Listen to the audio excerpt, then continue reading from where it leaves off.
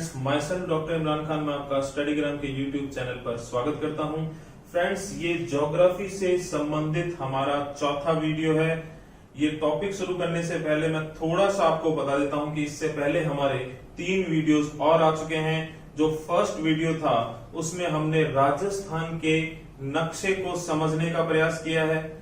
जो हमारा second video था उसमें हमने भारत और राजस्थान के नक्शों का एक तुलनात्मक अध्ययन किया है। और जो हमारा तीसरा वीडियो था उसमें हमने राजस्थान की सीमा और बाउंड्री को समझने का प्रयास किया है। इसीलिए इस चौथे वीडियो का जो टॉपिक है वो मैंने रखा है भारतीय सीमा या बाउंड्री।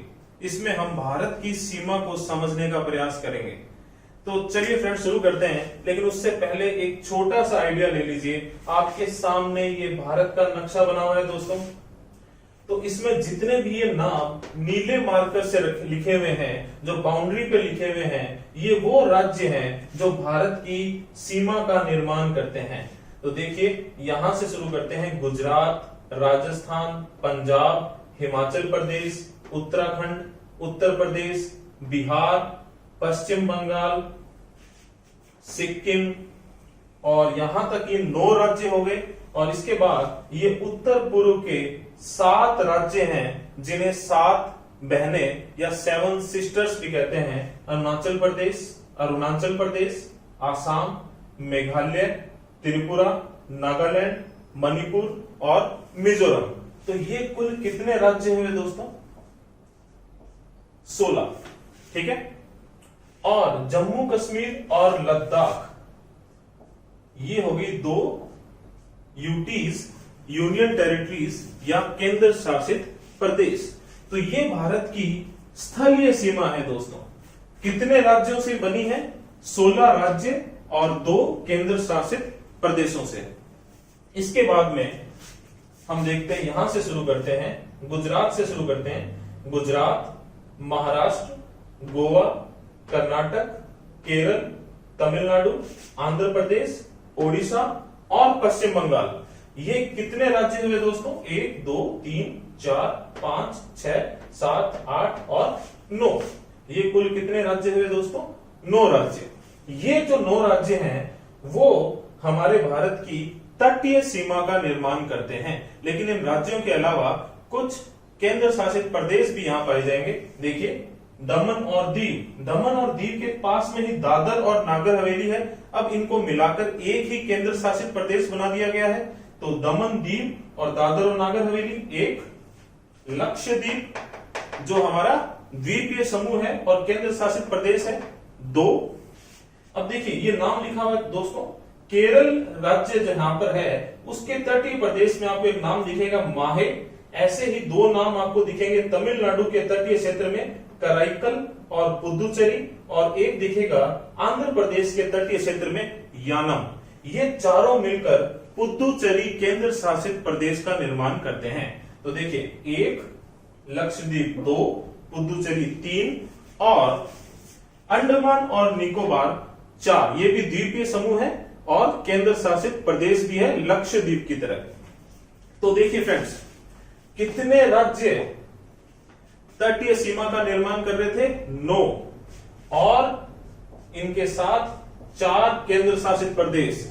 तो 9 राज्य और 4 केंद्र शासित प्रदेश मिलकर हमारी तटीय सीमा का निर्माण करते हैं। ये थोड़ा सा आइडिया ले लिया हमने। और अगर आप देखेंगे भारत के नक्शे के बीच में चंडीगढ़ और दिल्ली लिखा हुआ है। ये वो केंद्र शासित प्रदेश हैं जो सीमा पर स्थित नहीं है। और साथ ही कुछ राज्यों के नाम मैंने सर्कल के अंदर लिखे हुए हैं, जैसे हरियाणा, मध्य प्रदेश, छत्तीसगढ़, झारखंड और तेलंगाना। ये वो राज्य हैं जो अंतर्वर्ती राज्य हैं, मतलब सीमा का निर्माण नहीं करते हैं। तो चलिए फ्रेंड्स, आज का टॉपिक एकदम विस्तार से शुरू करते हैं। अपने ने एक नक्शे का आइडिया ले लिया है।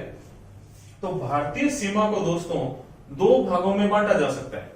भारतीय जो सीमा है ये कुल जो है 23 राज्य मिलकर बनाते हैं। ये कुल सीमा कितनी है? 22,716.5 किलोमीटर, 22,716.5 किलोमीटर लगभग इतनी है। इसको हम 2 भागों में बांट सकते हैं फ्रेंड्स। स्थलीय सीमा लैंड बॉर्डर और तटीय सीमा कोस्टल बॉर्डर जो समुद्र से लगती है। तो भारतीय सीमा को कैसे बांट सकते हैं? दो भागों में बांट सकते हैं। स्थलीय सीमा लैंड बॉर्डर जो कितनी है 15,200 किलोमीटर 15,200 किलोमीटर के आसपास, और तटीय सीमा कितनी है लगभग 7,516.5 किलोमीटर 7,516.5 किलोमीटर। तो पहले हम लेते हैं हमारे स्थलीय सीमा को, लैंड बॉर्डर को। तो जैसा कि नक्शे में आपको साफ दिख रहा है, भारत की स्थलीय सीमा जो है वो यहाँ गुजरात से शुरू होती है, और अगर हम इधर जाएं तो ये उत्तर पूर्व के 7 जो राज्य हैं, और यहां पर आकर पश्चिम बंगाल, ये सारे जितने भी 16 राज्य और 2 केंद्र शासित प्रदेश मिलकर हमारी स्थलीय सीमा को बनाते हैं। ठीक है, अब हमारी स्थलीय सीमा हमने ये तो देख ली कि कौन सा राज्य हमारा स्थलीय सीमा का निर्माण करता है। अब हम ये देखेंगे कि हमारी स्थलीय सीमा कौन कौन से देशों से लगती है। तो चलिए देखते हैं। अगर भारत की बात करें तो ये पश्चिम की तरफ या उत्तर पश्चिम की तरफ कौन सा देश है? पाकिस्तान। छोटी सी सीमा हमारी किसके साथ लगती है? अफगानिस्तान के साथ। उसके बाद बात करें तो उत्तर में चीन आ जाता है, चीन के साथ ही नेपाल और भूटान है, और पूर्व में चले तो म्यांमार, और यहां पर देखें तो जो पाकिस्तान का पूर्वी पाकिस्तान हुआ करता था कभी, और अब वर्तमान में क्या कहलाता है? बांग्लादेश।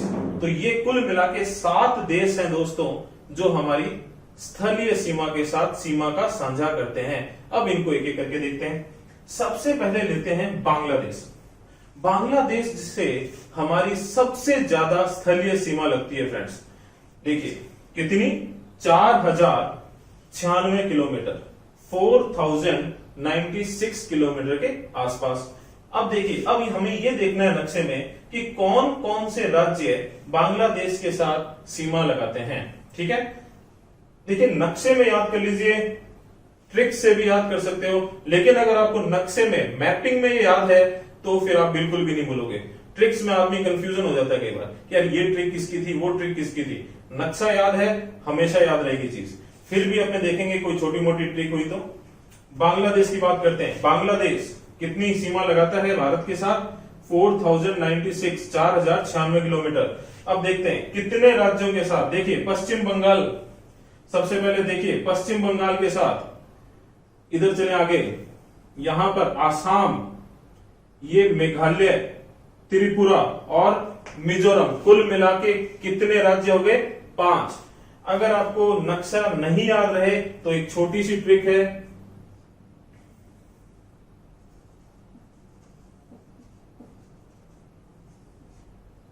फ्रेंड्स हम टाइम को कैसे शो करते हैं? एएम और पीएम में। तो टी से तो देखिए त्रिपुरा हो गया, ए से क्या हो गया? आसाम हो गया, एम से मिजोरम या मेघालय में से किसी एक को मान लो, पी से हिंदी में अगर पश्चिम बंगाल, वेस्ट बंगाल को हिंदी में पश्चिम बंगाल कहते हैं, तो पी से पश्चिम बंगाल, और एम से वापस मेघालय या मिजोरम में से किसी एक को मान लो। तो ये कुल 5 स्टेट्स हैं, 5 राज्य हैं जो बांग्लादेश के साथ सीमा लगाते हैं। कुल कितनी सीमा लगती है? 4,096 किलोमीटर।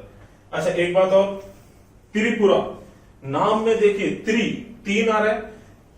भारत का ऐसा कौन सा राज्य है जो 3 तरफ से बांग्लादेश से घिरा हुआ है? तो देखिए 1, 2 और 3। तो भारत का ऐसा कौन सा राज्य है जो 3 तरफ से बांग्लादेश से घिरा हुआ है? त्रिपुरा। ठीक है फ्रेंड्स, तो ये बात हुई बांग्लादेश की। चलिए अब हम बात करते हैं चीन की, क्योंकि बांग्लादेश से अगर कम सीमा किसी की लगती है तो वो है चीन की। हम घटते हुए क्रम में जा रहे हैं दोस्तों, बात करते हैं चीन की। तो चीन जो है भारत के साथ कुल कितनी सीमा लगाता है? 3,917 किलोमीटर 3,917 किलोमीटर। अब देखिए यहां पर हमें गौर करने वाली बात है, चीन जो है भारत के साथ 3 जगह पर, अलग अलग जगह पर सीमा लगाता है भाई। देखिए वर्तमान में भारत और चीन के बीच में सीमा विवाद चल रहा है भाई। सीमा पर, बाउंड्री पर कन्फ्रंटेशन चल रहा है, सेनाएं आमने सामने हैं, तो थोड़ा सा करंट के हिसाब से भी इंपॉर्टेंट हो जाता है ये। देखिए पहली सीमा भारत की जो लगती है चीन के साथ, वो लगती है यहां पर लद्दाख, हिमाचल प्रदेश और उत्तराखंड। लद्दाख, हिमाचल प्रदेश और उत्तराखंड। 2019 से पहले ये पूरा जम्मू कश्मीर हुआ करता था, तो ये एरिया था जम्मू कश्मीर। अब वर्तमान में क्या है, ये लद्दाख केंद्र शासित प्रदेश। तो लद्दाख के साथ, हिमाचल प्रदेश के साथ, उत्तराखंड के साथ। इसके बाद में देखिए नेपाल आ जाता है, तो सीमा नहीं लगती, नेपाल के साथ भारत की सीमा लगती है यहाँ पर। इसके बाद ये आ जाता है सिक्किम। तो अब चीन की सीमा किसके साथ लगती है, सिक्किम के साथ लगती है। और उसके बाद फिर भूटान आ जाता है, तो फिर से ये जो सीमा है वो एक तरह से डिसकंटिन्यू हो जाती है। और फिर तीसरी जगह यहां पर तो अरुणाचल प्रदेश के साथ। तो बेसिकली चीन जो है वो भारत के साथ 3 अलग अलग जगहों पर सीमा लगाता है। पहली यहां पर देखिए, इधर से शुरू करते हैं, लद्दाख, हिमाचल प्रदेश, उत्तराखंड। उसके बाद दूसरे नंबर पे दूसरी जो सीमा है वो लगती है सिक्किम से, और तीसरी सीमा जो लगती है वो लगती है अरुणाचल प्रदेश से। अब देखिए कितने राज्य हुए ये, 1 2 3 4, कुल 4 राज्य, और लद्दाख हो गया केंद्र शासित प्रदेश। तो इन नक्शे से याद रखें, बिल्कुल याद हो जाएगा दोस्तों। देखिए लद्दाख, हिमाचल प्रदेश, उत्तराखंड, सिक्किम और अरुणाचल प्रदेश। तो 4 तो हो गए राज्य और 1 हो गया केंद्र शासित प्रदेश। चलिए नेक्स्ट चलते हैं, अपने पाकिस्तान की बात करते हैं। पाकिस्तान के साथ जो हमारी सीमा लगती है वो कितनी है दोस्तों, 3310 किलोमीटर। ठीक है, 3310 किलोमीटर पाकिस्तान के साथ सीमा लगती है। और इस इंटरनेशनल लाइन को रेड क्लिफ लाइन भी कहते हैं। अच्छा, एक छोटी सी बात, जो चीन के साथ हमारी सीमा है उसको मैकमोहन लाइन भी कहते हैं। चलिए वापस आते हैं पाकिस्तान पे। पाकिस्तान के साथ जो हमारी इंटरनेशनल बॉर्डर है हम इसे रेड क्लिफ लाइन भी कहते हैं। कुल कितनी लंबाई है इसकी, 3310 किलोमीटर। अब देखते हैं कितने राज्य ये सीमा बनाते हैं। देखिए गुजरात, राजस्थान और पंजाब, 3 राज्य। आसानी से नाम याद हो जाएंगे आपको, 3 ही नाम याद करने, गुजरात, राजस्थान और पंजाब। अब देखिए 2019 से पहले हम याद करते थे 4 राज्य, गुजरात, राजस्थान, पंजाब और जम्मू कश्मीर। लेकिन अब हम क्या याद करेंगे, गुजरात, राजस्थान और पंजाब 3 राज्य और जम्मू कश्मीर। और देखिए यहां पर भी पाकिस्तान के साथ सीमा लग रही है हमारी, जो कौन लगा रहा है, लद्दाख। तो 2 केंद्र शासित प्रदेश। तो पाकिस्तान के साथ अब जो हमारी सीमा है वो 2 केंद्र शासित प्रदेश और 3 राज्य मिलकर बनाते हैं। गुजरात, राजस्थान और पंजाब तो हो गए राज्य, और जम्मू कश्मीर और लद्दाख हो गए केंद्र शासित प्रदेश। तो देखिए फ्रेंड्स, हमने बांग्लादेश की बात की जिसके साथ सबसे ज्यादा हमारी स्थलीय सीमा लगती है। उसके बाद हमारी जो सीमा लगती है वो लगती है चीन से, और उसके बाद जो हमारी स्थलीय सीमा अगर घटता हुआ क्रम देखें तो वो लगती है पाकिस्तान से। चलिए आगे बढ़ते हैं। इसके बाद हमारी जो सीमा लगती है अगर घटते हुए क्रम में हम जाएं तो वो है नेपाल। तो फ्रेंड्स देखिए नेपाल के चारों ओर जो राज्य हैं नक्शे में स्पष्ट हो रहे हैं, उनके नाम देखते हैं। उत्तराखंड, उत्तर प्रदेश, बिहार, पश्चिम बंगाल और सिक्किम। तो कुल कितने हो गए ये, 1 2 3 4 और 5 राज्य। कुल सीमा कितनी है, 1752 किलोमीटर, 1752 किलोमीटर। ठीक है, और कितने राज्य, 5। इनको थोड़ा सा याद रख सकते हो आप इस तरीके से। देखिए छोटी सी ट्रिक है, सिक्किम का एस आ गया, उत्तराखंड का यू आ गया, बिहार का बी आ गया, बंगाल को भी बी के रूप में याद रख लो, और उत्तर प्रदेश का यू आ गया, तो ये हो गया सुप्पू। ठीक है, छोटी सी ट्रिक है, अगर आपको ना भी याद रहे नक्शा। तो देखिए नेपाल कुल सीमा कितनी लगती है, 1752 किलोमीटर, और फिर कौन कौन से राज्यों से लगती है, उत्तराखंड, उत्तर प्रदेश, बिहार, पश्चिम बंगाल और सिक्किम। देखिए फ्रेंड्स, नेपाल के साथ भी हमारा सीमा को लेकर विवाद चल रहा है। इस वीडियो के लास्ट में मैं 2 पॉइंट्स आपके साथ उनका छोटा सा डिस्कशन करूंगा। एक तो डोकलाम क्षेत्र का और एक कालापानी क्षेत्र का। ठीक है। लेकिन अभी अपने थोड़ा सा इसको टॉपिक को कंटिन्यू करते हैं। तो ये बात होगी इसकी नेपाल की। तो नेपाल के साथ जो सीमा है उसको भी याद रखें, क्यों? क्योंकि करंट अफेयर्स में कहीं ना कहीं ये टॉपिक अपने चल रहा है अभी। चलिए आगे बढ़ते हैं। ये होगी बात नेपाल की। तो सबसे पहले हमने देखा बांग्लादेश, बांग्लादेश के बाद देखा चीन, चीन के बाद अपने ने देखा पाकिस्तान। अब बात करिए अपने नेपाल की। अब देखिए, अब जो अगला देश आएगा घटते हुए क्रम में सीमा के, वो है म्यांमार। म्यांमार के साथ जो हमारी सीमा लगती है वो कितनी है दोस्तों? 1458 किलोमीटर, 1458 किलोमीटर म्यांमार के साथ सीमा लगती है अभी, जिसको पहले बर्मा बोला जाता था। अब ये कौन कौन से राज्यों के साथ लगती है? बिल्कुल नक्शे से स्पष्ट हो रहा है। देखिए अरुणाचल प्रदेश सबसे ऊपर। देखिए यहां पर एक चीज और नोट करना, ये अरुणाचल प्रदेश, नागालैंड, मणिपुर और मिजोरम, ये 4 राज्य म्यांमार के साथ लगाते हैं। और इनका क्रम कैसा है? उत्तर से दक्षिण की तरफ। तो ये भी थोड़ा सा अपने दिमाग में रखें। तो पहला राज्य अरुणाचल प्रदेश, दूसरा नागालैंड, तीसरा मणिपुर, चौथा मिजोरम। अगर आप इसको थोड़ा सा इस तरीके से पढ़ेंगे तो ये हो गया अरुणा मामी। एक छोटी सी ट्रिक है, लेकिन अगर आप नक्शे से याद कर लो तो ज्यादा बेटर है।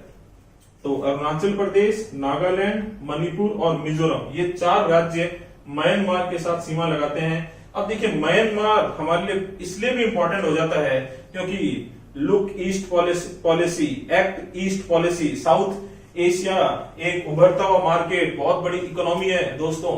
और साउथ एशिया के जो आसियान देश हैं उनके साथ एक तरीके से हमेशा ही हम व्यापारिक और अच्छे संबंधों पर ही जोर देते हैं। तो ये म्यांमार जो है उन देशों में शामिल है, और म्यांमार हमें उन देशों के साथ स्थलीय मार्ग से जोड़ता है। तो ये इसलिए भी इंपॉर्टेंट हो जाता है। तो चलिए म्यांमार से आगे बढ़ते हैं। अगला जो देश है वो है भूटान। भूटान के साथ जो भारत की सीमा लगती है वो है 587 किलोमीटर, 587 किलोमीटर। डोकलाम की वजह से ये भी थोड़ी सी विवादों में थी, तो इसको भी देखिए करंट अफेयर्स में चल रहा है ये भी, तो ध्यान रखना थोड़ा सा। भूटान के साथ भारत की सीमा कितनी लगती है? 587 किलोमीटर, 587 किलोमीटर। अच्छा, भूटान के साथ कौन कौन से राज्य सीमा लगाते हैं देखते हैं। सिक्किम, पश्चिम बंगाल 2, आसाम 3 और अरुणाचल प्रदेश 4। अपने इसको इस तरीके से याद रख सकते हैं। सिक्किम का एस आ गया दोस्तों, ठीक है। अरुणाचल प्रदेश का ए आ गया, आसाम का ए आ गया, बंगाल का बी आ गया। तो एक छोटी सी ट्रिक होगी साब, ठीक है। नेपाल के साथ हमने देखी थी सुब्बू, भूटान के साथ हम क्या देख रहे हैं? साब। सिक्किम, आसाम, अरुणाचल प्रदेश और बंगाल, पश्चिम बंगाल, ये 4 राज्य भूटान के साथ सीमा लगाते हैं। चलिए आगे बढ़ते हैं दोस्तों। लास्ट और सबसे कम अगर भारत की स्थलीय सीमा किसी देश के साथ लगती है तो वो है अफगानिस्तान। एकदम अगर अपने उत्तर में देखिए, छोटी सी सीमा, हालांकि ये पीओके में है, पाक अधिकृत कश्मीर में है, ठीक है। अभी इसकी बात नहीं करेंगे, अपने कभी विस्तार से किसी और वीडियो के अंदर चर्चा करेंगे इस पे। अक्साई चीन, इधर वाला पार्ट जो है चीन के कब्जे में है, ये अक्साई चीन है, इधर वाला पार्ट पीओके कहलाता है, ठीक है। लेकिन अभी अपने इस पूरे नक्शे को अपना मान के चल रहे हैं, ठीक है। और सरकार भी अधिकृत रूप से इस हिस्से को अपना ही मानती है। तो देखिए अफगानिस्तान, इसके साथ यहां पर छोटी सी सीमा लगती है, कितनी? लगभग 80 किलोमीटर की, पाकिस्तान के साथ, सॉरी इंडिया के साथ। तो भारत के साथ अफगानिस्तान की छोटी सी सीमा लगती है, कितनी? 80 किलोमीटर। और याद करने लायक कुछ है नहीं, क्यों? क्योंकि केवल अब बस इतना सा है कि 2019 से पहले हम कहते थे जम्मू कश्मीर के साथ लगती है, अब हम क्या कहेंगे? लद्दाख केंद्र शासित प्रदेश के साथ लगती है। लेकिन यहाँ पे अपने आप में एक चीज इंपॉर्टेंट हो जाती है दोस्तों, या थोड़ी सी रोचक हो जाती है। कैसे? कि कौन सा ऐसा देश है जो केवल हमारे केंद्र शासित प्रदेश के साथ ही सीमा लगाता है, मतलब किसी राज्य के साथ नहीं लगाता, केवल केंद्र शासित प्रदेश के साथ, यूनियन टेरिटरी के साथ ही बाउंड्री लगाता है, सीमा लगाता है। तो वही सिंपल सा आंसर है अफगानिस्तान। कितनी सीमा लगती है? लगभग 80 किलोमीटर। तो फ्रेंड्स ये बात होगी हमारे स्थलीय सीमा या लैंड बॉर्डर की। अब आते हैं हम भारत की तटीय सीमा पर या कोस्टल बॉर्डर पर। भारत की जो तटीय सीमा या कोस्टल बॉर्डर है फ्रेंड्स, वो है लगभग 7516.5 किलोमीटर, 7516.5 किलोमीटर। ठीक है, ये तटीय सीमा जो है ना फ्रेंड्स, ये देखिए, एक तो मुख्य भूभाग या मेनलैंड, मतलब ये जो भूभाग है जो आपस में जुड़ा हुआ है, इससे बनी हुई है, और दूसरा जो हमारे द्वीपीय समूह है जैसे लक्षद्वीप और अंडमान और निकोबार, इनसे मिलकर बनी हुई है। ठीक है, तो अब देखिए कुछ बुक्स में दिया हुआ होता है फ्रेंड्स कि जो हमारे मुख्य भूभाग की या मेन लैंड की जो तटीय सीमा है वो कितनी है, 6100 किलोमीटर या 6100 किलोमीटर। लेकिन अगर आप गवर्नमेंट साइट्स पे चेक करेंगे तो आपको ये कितनी मिलेगी, 5422.6 किलोमीटर, 5422.6 किलोमीटर। तो आप ये वाला डाटा ज्यादा याद रखें फ्रेंड्स। देखिए द्वीपीय समूह जो हैं उनकी तटीय सीमा कितनी है, 2094 किलोमीटर, 2094 किलोमीटर, और अपने अगर इन दोनों को जोड़ेंगे तो लगभग ये कितनी आएगी, 7516.5 किलोमीटर। तो ये वाला डाटा याद रखें फ्रेंड्स। ठीक है, कौन सा, 5422.6 किलोमीटर। देखिए एक छोटी सी बात और, अधिकतम कौन सा राज्य है जो अधिकतम तटीय सीमा बनाता है, गुजरात, लगभग कितनी, 1214.7 किलोमीटर, 1214.7 किलोमीटर। मिनिमम अगर स्टेट की बात करें तो गोवा बनाता है लगभग 101 किलोमीटर के आसपास की तटीय सीमा गोवा बनाता है। चलिए अब बात करें इसकी द्वीपीय समूह की।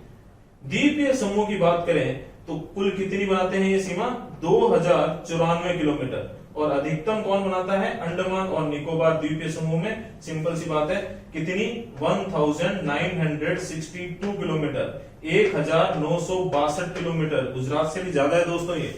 तो ऐसा कौन सा राज्य है जो अधिकतम तटीय सीमा बनाता है, गुजरात है अभी। ठीक है, और ऐसा कौन सा राज्य है जो न्यूनतम तटीय सीमा बनाता है, गोवा, लगभग कितनी, 101 किलोमीटर के आसपास। अब आपसे बात पूछ ले, सिंपल सीधा क्वेश्चन, सर्वाधिक तटीय सीमा कौन बनाता है, तो वो अंडमान निकोबार राज्य, वो राज्यों की बात नहीं कर रहा। ठीक है, वो राज्य और केंद्र शासित प्रदेश दोनों की बात करे तो कौन बनाता है, अंडमान और निकोबार। और केंद्र शासित प्रदेश में ऑटोमेटिकली यही सर्वाधिक हो जाएगा, और केंद्र शासित प्रदेशों में न्यूनतम पूछ ले तो दमन और दीव, लगभग 45-47 किलोमीटर के आसपास वो सीमा बनाते हैं, तटीय सीमा बनाते हैं, दमन और दीव। तो चलिए फ्रेंड्स, ये बात हुई हमारी स्थलीय सीमा की और हमारी तटीय सीमा की। एक छोटी सी चीज और, भारत जो अपनी जलीय सीमा है वो दो देशों के साथ साझा करता है, एक तो है मालदीव और एक है श्रीलंका। एक कौन है, मालदीव, जो देखिए नक्शे में आपको दिख रहा होगा कहां पर पड़ता है, और एक है श्रीलंका। इससे पहले एक चीज और, जो हमारी तटीय सीमा है वो दक्षिण में उसके कौन स्थित है, हिंद महासागर, पूर्व में कौन है, बंगाल की खाड़ी, और पश्चिम में उसके क्या पड़ता है, अरब सागर। तो भारत का ये जो नीचे वाला हिस्सा है लगभग त्रिभुजाकार, ये तीन तरफ से पानी से घिरा हुआ है, नीचे हिंद महासागर, पूर्व में बंगाल की खाड़ी और पश्चिम में अरब सागर, और तीन तरफ से पानी से घिरा होने के कारण इस भाग को हम क्या कहते हैं, प्रायद्वीपीय भारत। क्या कहते हैं भाई, प्रायद्वीपीय भारत या पेनिनसुलर इंडिया, पेनिनसुला है ये एक तरीके से। चलिए ये तो मैंने ऐसे ही बताया, थोड़ा सा मैं बता रहा था कि मालदीव और श्रीलंका के साथ हम अपनी जलीय सीमा का साझा करते हैं।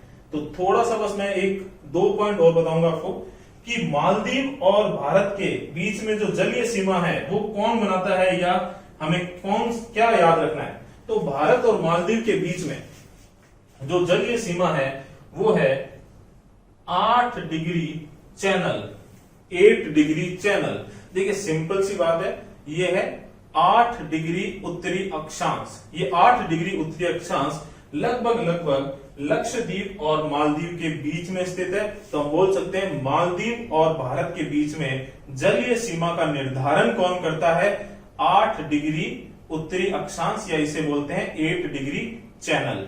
ठीक है, बात करेंगे श्रीलंका और भारत की। तो देखिए ज्यादा डिटेल में नहीं जाऊंगा, बस थोड़ा सा बताऊंगा। अगर ये देखिए ये एक खाड़ी नुमा क्षेत्र बन जाता है, कोई भी समुद्री ऐसा क्षेत्र जिसका अधिकतम भाग स्थल से घिरा हुआ हो तो उसे खाड़ी कहते हैं। तो ये कौन सी खाड़ी है? मन्नार की खाड़ी। कौन सी खाड़ी है ये? मन्नार की खाड़ी। तो अपने बोल सकते हैं भारत और श्रीलंका के बीच में मन्नार की खाड़ी स्थित है, और साथ ही साथ ये वाला जो भाग है जो इधर बंगाल की खाड़ी को हिंद महासागर से जोड़ रहा है, छोटा सा ये भाग, ये कहलाता है पाक जल डमरू मध्य। क्या कहलाता है भाई? पाक जल डमरू मध्य, और इंग्लिश में बोले तो पाक स्ट्रेट। ठीक है, तो श्रीलंका और भारत के बीच में थोड़ा सा याद रखना, ऊपर की साइड में ये जो बंगाल की खाड़ी और हिंद महासागर को आपस में ये छोटी सी नहर नुमा संरचना मिला रही है, इसको कहते हैं पाक जल डमरू मध्य या पाक स्ट्रेट। और श्रीलंका और भारत के बीच में ये जो समुद्री भाग है इसे कहते हैं मन्नार की खाड़ी। तो फ्रेंड्स ये बात हुई हमारे भारतीय सीमा या बाउंड्री की, जिसे दो भागों में बांटा जा सकता है। ठीक है, अच्छा खाड़ी से थोड़ा सा और बता दूं, ये जो भाग है, ये समुद्री भाग है, ये कहलाती है कच्छ की खाड़ी, और ये वाला जो भाग है ये गल्फ ऑफ कैम्बे कहलाती है, और हिंदी में इसको कहते हैं खंबात की खाड़ी। हाँ फ्रेंड्स, जैसा कि मैंने वीडियो के बीच में आपको बताया था कि अपने दो टॉपिक्स पे छोटा सा डिस्कशन करेंगे। देखिए यहाँ पर एक हल्का सा आइडिया दूंगा मैं, इन दोनों ही टॉपिक्स पे एक विस्तृत रूप से अपने डिस्कशन करेंगे, लेकिन एक अलग वीडियो के अंदर करेंगे। लेकिन यहाँ पर एक छोटा सा आइडिया देना चाहता हूँ, क्योंकि अभी वर्तमान में ये करंट अफेयर्स में बहुत ज्यादा चल रहे हैं। तो देखिए बात किसकी करनी है अपने को, एक तो काला पानी क्षेत्र की, और एक ये भूटान में जो ये क्षेत्र है इसे कहते हैं डोकलाम क्षेत्र। क्या नाम है इसका? डोकलाम क्षेत्र। इन दो क्षेत्रों की बात करेंगे और देखेंगे कि हमारे भारत के लिए ये कैसे महत्वपूर्ण है और क्यों करंट न्यूज में। तो देखिए सबसे पहले बात करते हैं अपने काला पानी क्षेत्र की। तो देखिए फ्रेंड्स, 2019 में भारतीय सरकार ने जम्मू कश्मीर से पूर्ण राज्य का दर्जा छीनकर जम्मू कश्मीर को 2 केंद्र शासित प्रदेशों में बांट दिया। तो यहां पर तो ये वाला केंद्र शासित प्रदेश कौन सा हो गया? लद्दाख।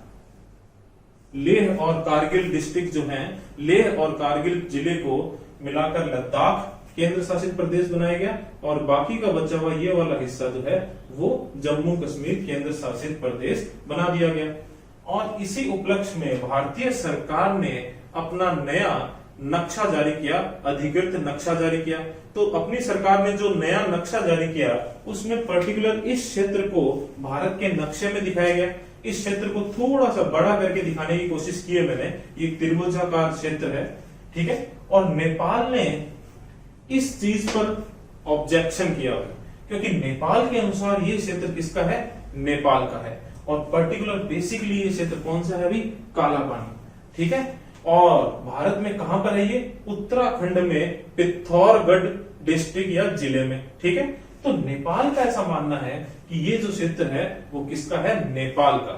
ठीक है, और लेकिन भारत कहता है कि भाई नहीं, ये हमारा क्षेत्र है। इसमें ज्यादा डिटेल में नहीं जाएंगे, हिस्टोरिकल फैक्ट्स पे नहीं जाएंगे, मैं केवल यहाँ पर थोड़ी सी ज्योग्राफिकल फैक्ट्स आपको बताना चाहता हूं। आपको यहाँ पर 3 नाम याद रखने हैं, काला पानी, लिम्पी याधुरा और लिपू लेक।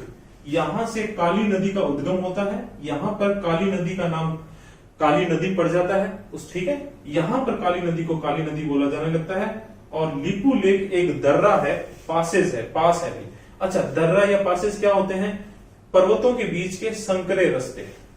अब भारत और नेपाल का इस क्षेत्र को लेकर विवाद चल रहा है, और भारत के लिए ये क्षेत्र क्यों महत्वपूर्ण है? क्योंकि देखिए ये लिपू लेक दर्रा जो है, ये पास जो है वो यहां पर है, और लगभग हमारी राजधानी या दिल्ली एनसीआर राष्ट्रीय राजधानी क्षेत्र के बहुत ज्यादा नजदीक है, और चीन से हमारा विवाद ऐसे ही रहता है। तो हो सकता है कभी युद्ध की स्थिति में चीन इस दर्रे का उपयोग दिल्ली तक पहुंचने के लिए करे।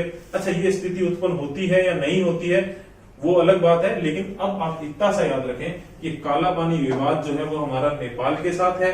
क्यों है? क्योंकि नेपाल के अनुसार ये उसका क्षेत्र है और जबकि भारत ने अधिकृत रूप से जो नक्शा जारी किया है उसमें अपना क्षेत्र दर्शाया है। भारत में वर्तमान में कहां पर है ये? उत्तराखंड के पिथौरागढ़ डिस्ट्रिक्ट में। अच्छा, नेपाल ने भी हाल ही में एक नक्शा जारी किया है अपना और उसमें इस क्षेत्र को खुद का दिखाया है, लेकिन पोजीशन देखें, एक तरीके से अधिकार देखें तो अभी भारत का है इस क्षेत्र पर। और सामरिक रूप से या स्ट्रेटेजिकली क्यों इंपॉर्टेंट है? क्योंकि ये जो लिपू लेख दर्रा है ये इस क्षेत्र में पड़ता है और ये हमारे राष्ट्रीय राजधानी क्षेत्र के बहुत ज्यादा नजदीक है। अच्छा, दूसरी बात अपने किसकी करेंगे? डोकलाम क्षेत्र की। अच्छा, पहली बात तो देखिए फ्रेंड्स, मैं आपको एकदम स्पष्ट बताता हूं, डोकलाम जो है वो भारत में नहीं है, ठीक है। डोकलाम क्षेत्र, ये जो नीला हल्का सा सर्कल बनाया हुआ ना, यहां पर है, ये भूटान में है।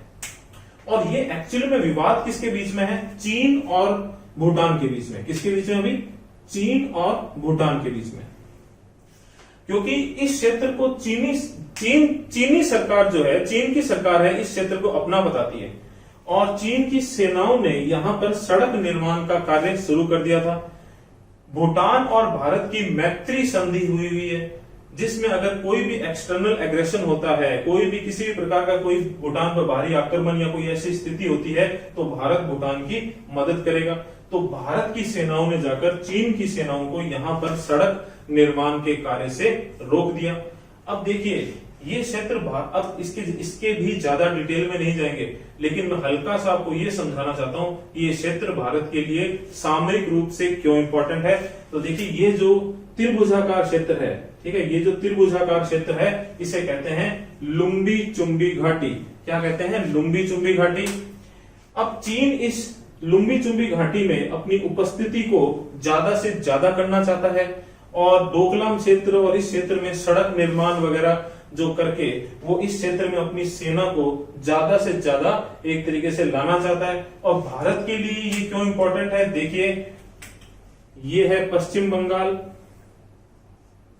और पश्चिम बंगाल का ये क्षेत्र जो है दार्जिलिंग वाला, ये क्या कहलाता है? पतला सा क्षेत्र सिलीगुड़ी कॉरिडोर। सिलीगुड़ी कॉरिडोर, इसको चिकन नेक कॉरिडोर भी कहते हैं। और ये बहुत ही संकरा रास्ता है क्योंकि इधर बांग्लादेश आ जाता है, ठीक है, और इधर भूटान और नेपाल और बीच का ये संकरा रास्ता है जो हमें बाकी के उत्तर पूर्वी भारत से जोड़ता है। अब अगर चीनी सेनाएं इस क्षेत्र में आ जाती है तो वो किसके नजदीक आ जाएगी? इस सिलीगुड़ी कॉरिडोर के नजदीक आ जाएगी। तो इसलिए ये जो डोकलाम क्षेत्र है भारत के लिए सामरिक रूप से बहुत ज्यादा महत्वपूर्ण है। तो फ्रेंड्स, इन दोनों ही टॉपिक्स पे विस्तृत चर्चा अपने किसी और वीडियो के अंदर करेंगे। आई होप आपको आज का वीडियो पसंद आया होगा और अगर आपको आज का वीडियो पसंद आया है तो लाइक कीजिए, ज्यादा से ज्यादा कमेंट कीजिए। आगे की वीडियोस के लिए आपके पास कोई सुझाव है तो कमेंट कीजिए और हमारे चैनल को सब्सक्राइब करें, बेल आइकन को प्रेस करें ताकि जैसे ही नया वीडियो आए नोटिफिकेशन आपके पास हाथों हाथ आ जाए। अच्छा, एक लास्ट बात, कोरोना संकट चल रहा है तो आप अपनी सेफ्टी रखें, अपने परिवार की सेफ्टी रखें और मिलते हैं नेक्स्ट वीडियो में। Thank you.